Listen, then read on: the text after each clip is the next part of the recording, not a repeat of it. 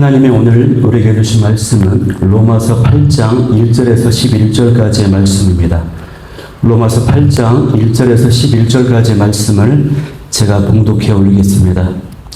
그러므로 이제 그리스도 예수 안에 있는 자에게는 결코 정죄함이 없나니 이는 그리스도 예수 안에 있는 생명의 성령의 법이 죄와 사망의 법에서 너를 해방하였습니다. 율법이 육신으로 말미암아 연약하여 할 수 없는 그것을 하나님은 하시나니 곧 죄로 말미암아 자기 아들을 죄 있는 육신의 모양으로 보내어 육신의 죄를 정하사 육신을 따르지 않고 그 영을 따라 행하는 우리에게 율법의 요구가 이루어지게 하려 하심이니라. 육신을 따르는 자는 육신의 일을, 영을 따르는 자는 영의 일을 생각하나니 육신의 생각은 사망이요 영의 생각은 생명과 평안이니라. 육신의 생각은 하나님과 온수가 되나니 이는 하나님의 법에 굴복하지 아니할 뿐 아니라 할 수도 없습니다. 육신에 있는 자들은 하나님을 기쁘시게 할 수 없느니라. 만일 너희 속에 하나님의 영이 거하시면 너희가 육신에 있지 아니하고 영에 있나니 누구든지 그리스도의 영이 없으면 그리스도의 사람이 아니라 또 그리스도께서 너희 안에 계시면 몸은 죄로 말미암아 죽은 것이나 영은 의로 말미암아 살아있는 것이니라. 예수를 죽은 자 가운데서 살리신 이의 영이 너희 안에 거하시면 그리스도 예수를 죽은 자 가운데서 살리시니가 너희 안에 거하시는 그의 영으로 말미암아 너희 죽을 몸도 살리시리라. 아멘. 할렐루야. 오늘 저는 하나님의 영이 거하시는 사람, 하나님의 영이 거하시는 사람이라고 하는 제목을 가지고 말씀을 나누도록 하겠습니다. 오늘 본문은 드디어 이 로마서 8장 말씀입니다. 이 로마서 8장은 성경 전체를 통틀어서 복음의 정점이라고 불릴 만큼 아주 중요한 장으로 묘사되고 있습니다. 교부들과 신학자들 그리고 많은 설교자들이 로마서 8장을 성경의 가장 위대한 장이다. 이 성경을 다이아몬드로 비유하면 그 다이아몬드 중에서도 가장 빛나는 극점이 바로 이 로마서 8장으로 표현하기도 합니다. 왜냐하면 오늘 본문의 8장 말씀에는요, 예수님을 믿고 있음에도 불구하고 율법의 정죄와 죄의 책임과 내적 갈등과 속박으로부터 벗어날 수 있는 그 비결을 발견하고 선포하고 있기 때문에 그렇습니다. 그러면 그 비결이 무엇일까요? 그것은 바로 예수 그리스도와 성령의 권능이 가져다준 생명의 성령의 법 때문이라고 하는 것이에요. 생명의 성령의 법.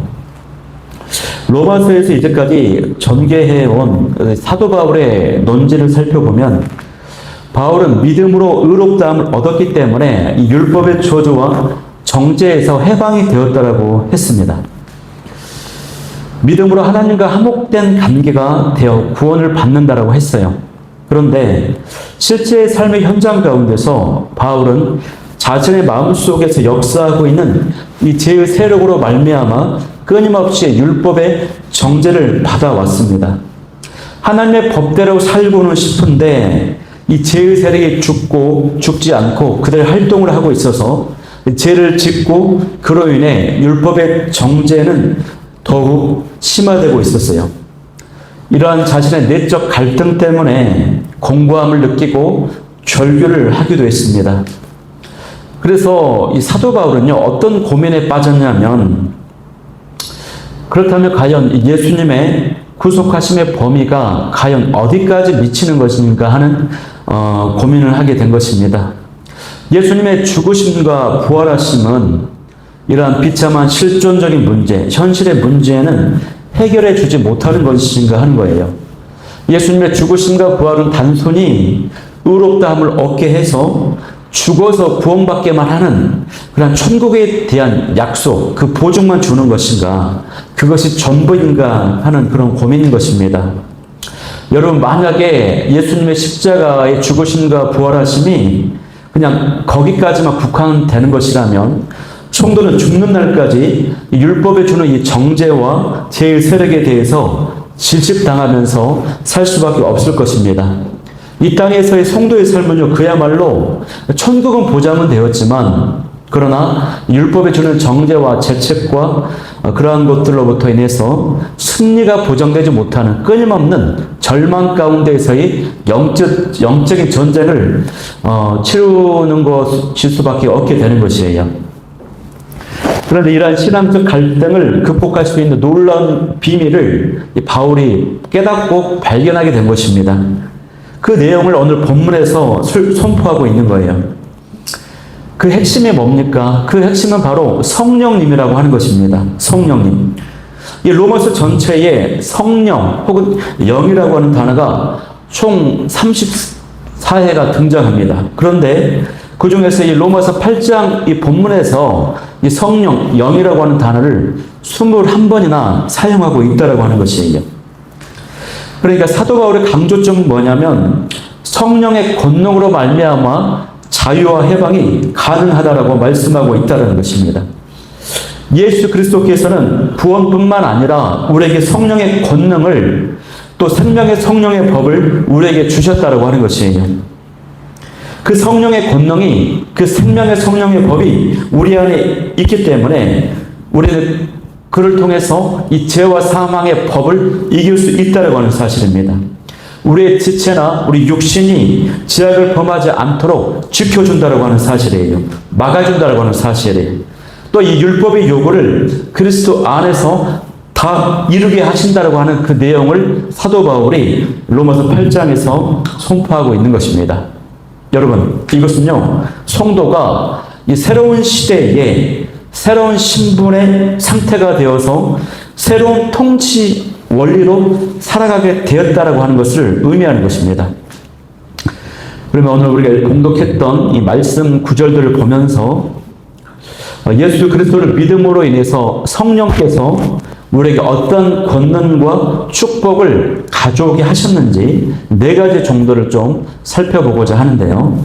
첫 번째는요, 성령의 권능으로 말미암아 얻게 된 첫 번째는 더 이상 정죄함을 받지 않고 그 정죄함에서 해방되었다라고 하는 사실입니다. 이것은 그동안 율법의 지배 아래서 율법과 죄가 주는 그 정죄와 죄의 책임과 사망의 권세 아래서 벗어나게 되는 일로 아주 놀라운 사건이라고 할 수 있습니다. 오늘 읽었던 1절 말씀에 보니까 결코 정죄함이 없나니라고 했습니다. 여기 정죄함이라고 하는 것은요, 법정 용어입니다. 법정 용어. 재판장에서 사용하는 용어예요.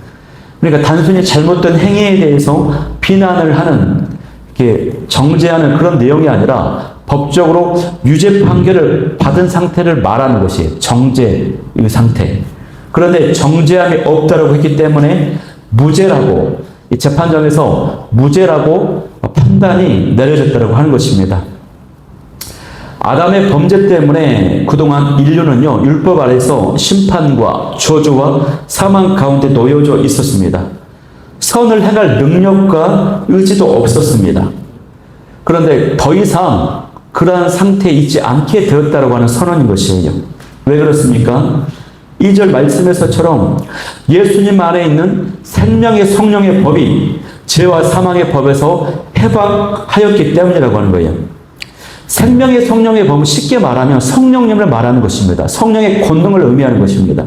이 성령의 권능이 예수님 믿는 성도들 안에서 인격적인 실제로 작용하고 있다고 하는 것이에요. 사도 바울은 로마 교회 성도들에게 이것을 강조하면서 지금 알려주고 싶은 것입니다. 1절과 2절 말씀에 2번에 걸쳐서 그리스도 예수 안에 있는이라고 표현했습니다. 예수 안에 있는, 그리스도 안에 있다라고 하는 것은요, 무슨 말입니까? 예수님을 믿는 자를 의미하는 것입니다.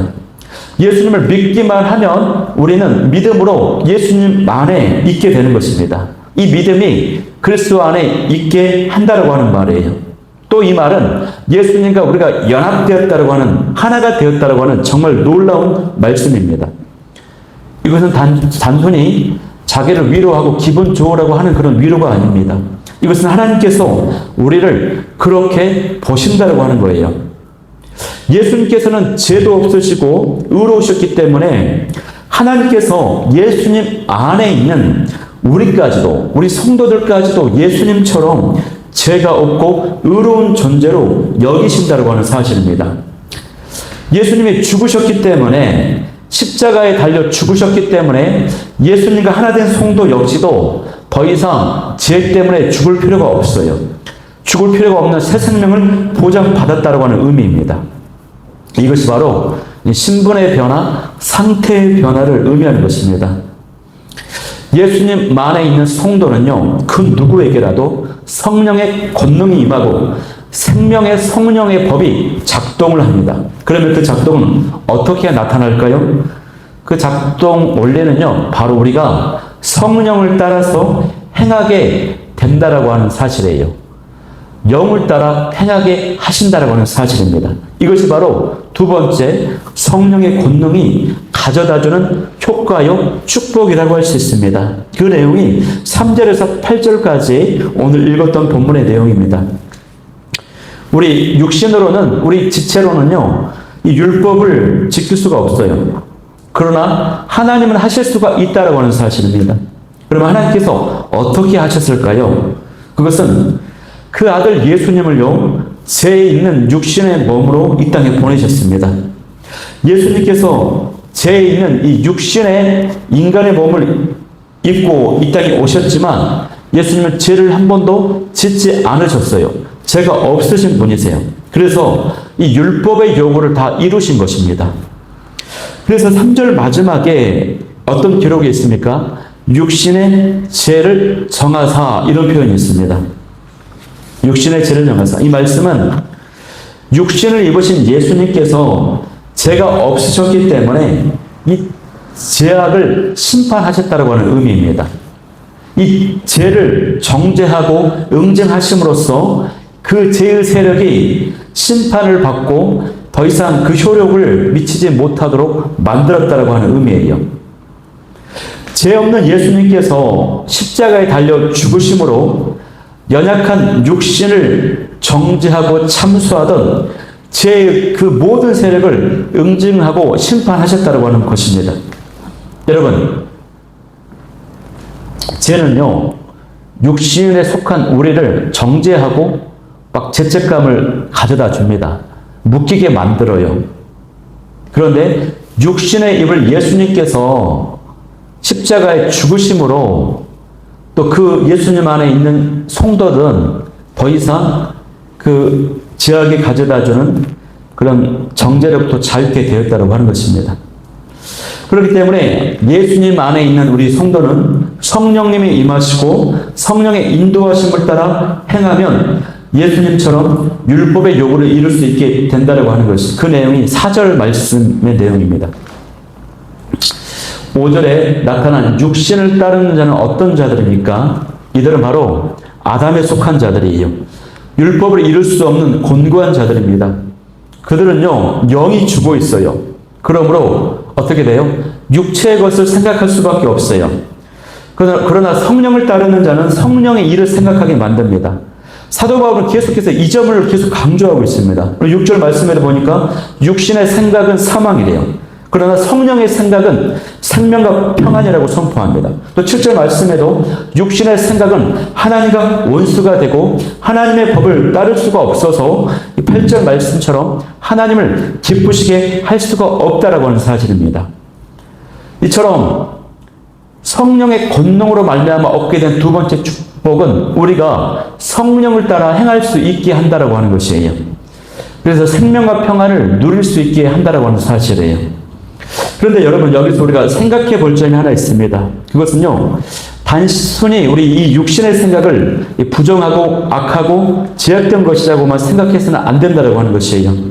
여기서 말하는 이 육신의 생각은요, 하나님의 뜻과 계획과 말씀을 고려하지 않은 모든 생각을 총칭하는 것입니다. 하나님을 배제시킨, 하나님과 상관없는 생각과 마음들을 의미하는 것이에요. 그러니까 여기 육신의 생각 안에는요, 우리가 인간적으로 생각할 때 굉장히 선량하고 도덕적이고 의롭고 깨끗한 그런 행위들이 들어있을 수 있어요. 그러나 그 모든 생각이 하나님과 상관이 없는 것이기 때문에, 하나님께 기초하지 않은 것이고 하나님의 계획과 말씀과 동떨어져 있는 생각들이기 때문에 그런 모든 것은 결국 하나님과 원수가 되고 사망을 낳게 하는 육신의 생각일 뿐이라고 하는 사실입니다. 그러나 이 영의 생각을 하는 사람은 어떻습니까? 성령에 의해 새로워진 사람입니다. 이 사람은 성령에 사로잡힌 사람으로 항상 하나님의 기쁨이 되고자 합니다. 말씀에 순종하고자 하며 예수님을 닮아가고자 하며 하나님을 더 깊이, 예수님을 더 깊이 알아가고자 애씁니다. 성령의 생각을 하는 사람에게는요, 생명과 평안이 약속되어 있습니다. 이것이 바로 성령의 권능인 것입니다. 바라옵기는 저와 여러분은 영의 생각, 성령의 생각을 하는 사람이 다 될 수 있기를 간절히 소망합니다. 세 번째로 이 본문에 나타난 성령의 권능이 우리에게 가져다주는 효과, 그 축복은 뭡니까? 그것은 성령께서 또 주님께서 우리 안에 거하신다라고 하는 사실입니다. 그 내용이요, 이 9절과 10절과 11절 말씀에 여러 번 반복해서 기록되어 있습니다. 하나님의 영이 혹은 예수님께서 우리 안에 거하신다라고 하는 말이 여러 번 등장합니다. 여기 거한다라고 하는 말은요, 그 어원을 보면은 사람이 머무는 이 집을 뜻합니다. 성령께서 성도의 심령 속에 거하신다라고 하는 것입니다. 성령님은요, 성도의 심령 안에서 자신의 거처를 정하시고 머무시며 살아 계시는데, 이는 마치 우리가 우리의 집에서 살아가는 것과도 같은 의미라고 하는 것이에요. 여러분, 이 사실을 믿으십니까? 유대인들은요, 하나님의 이름을 부를 수조차 없었거든요. 그런데 그 하나님께서 우리 안에 거하신다, 이 사실이 얼마나 놀라운 사건입니까? 그런데 이 성령의 권능은요, 더 이상 우리가 이 육신에 있지 않고 영에 있도록 하신다라고 말씀하고 계세요. 다시 말하면 성령님은 더 이상 우리가 이 육신, 그러니까 하나님의 법에, 말씀에 순종하지 못하도록 만드는 이 육신을 자신의 거할 집으로 삼지 않으시고 우리가 하나님의 영에 거하며 살도록 이끄신다고 하는 사실이에요. 이를 통해서 성도는 나와 함께 하시고 성령님의 권능으로 말미암아 우리가 하나님의 법에 순종하며 성령에 합당한 열매와 삶을 살 수 있게 되는 것입니다. 내 힘으로 하는 것이 아니라 성령께서 하실 수 있도록 이끄시고 밀어주십니다. 내 안에 성령께서 계시고 나도 하나님의 영 안에 있게 된 겁니다. 성령님을 통해서 우리가 더 이상 육신에 있지 아니하고 하나님의 영 안에 있게 된다고 하는 사실입니다. 그러니 우리 육신은요, 죽은 것이나 다름없어요. 왜? 우리가 육신에 있지 않기 때문에 그렇습니다. 성령께서 우리를 하나님의 영 안에 있도록 이끄셨기 때문에 그렇습니다. 그래서 죄로 말미암아 이 육신은 죽은 것이나 다름없어요. 그 내용이 제가 방금 설명했던 그 내용이 오늘 본문의 8장 10절의 말씀인 것이에요. 여러분, 성령께서 항상 나와 함께 하시고 내 안에 거하시는데 우리는 어떻습니까? 그동안 성령님을 소외시키고 성령의 소리와 인도하심에 민감하지 못했고 불순종한 적이 굉장히 많지 않았습니까? 또 수많은 제약들과 연약함이 있었음을 보게 되는 것입니다. 바라옵기는 회복될 수 있기를 간절히 소망합니다. 마지막 네 번째, 성령의 권능이 우리에게 가져다주는 축복이 뭡니까? 그것은요, 성도의 온전한 부활이라고 하는 사실입니다. 그게 바로 오늘 본문 마지막 11절의 내용인데요. 오늘 11절 본문은 부활에 대한 약속으로 끝이 나고 있습니다. 하나님께서는 예수님을 죽음에서 살리셨습니다. 무엇으로 살리셨습니까? 하나님의 영으로, 생명의 영, 성령으로 살리신 것입니다. 그런데 그 성령님이 우리 안에도 거하시기 때문에 우리도 부활한다고 하는 사실입니다. 성령님은요, 살리는 영이에요.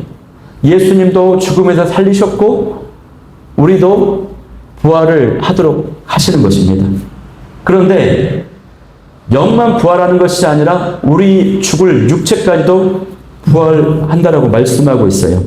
그러니까 육체까지도 부활한 것이 온전한 부활인데 성령께서 완전한 부활을 우리에게 주신다는 건 사실이에요. 그러니 얼마나 감사합니까, 여러분? 마지막 때에 이루어질 그 완전한 부활을 약속하고 계십니다. 여러분, 오늘 본문에서 우리가 붙잡아야 될 것은 뭐냐면요, 성령님입니다. 성령님. 그리스도인으로서의 정체성의 이 근간이 바로 이 성령님에게 있습니다. 성령께서 여러분, 죄와 사망의 법에서 저와 여러분을 해방시킵니다. 성령께서 저와 여러분을 하나님의 뜻에 따라 살도록 밀어주시고 이끄십니다. 성령께서 저와 여러분 안에 거하십니다. 그래서 성령께서 저와 여러분을 마지막 때에, 예수 그리스도의 재림의 때에 완전한 부활의 축복을 우리에게 허락해 주십니다. 여러분, 오늘 하루도 우리 안에 거하신 성령님을 의지하며 나아가는 저 여러분이 다 될 수 있기를 간절히 소망합니다. 오늘 이 기도 제목 세 가지, 오늘 말씀 붙잡고 기도하기를 원하는 기도 제목 세 가지는요. 첫 번째, 예수님 안에 있는 자에게는 성령의 권능으로 말미암아 자유와 해방과 생명을 얻었다고 하는 사실을 명심하게 하여 주옵소서. 두 번째는 항상 성령의 생각과 성령의 능력으로 살아가게 하여 주옵소서. 세 번째는 내 안에 거하시는 성령의 음성에 민감하고 그 인도하심에 순종하게 하여 주옵소서. 이 기도 제목 가지고 말씀 붙잡고 뜨겁게 기도하도록 하겠습니다.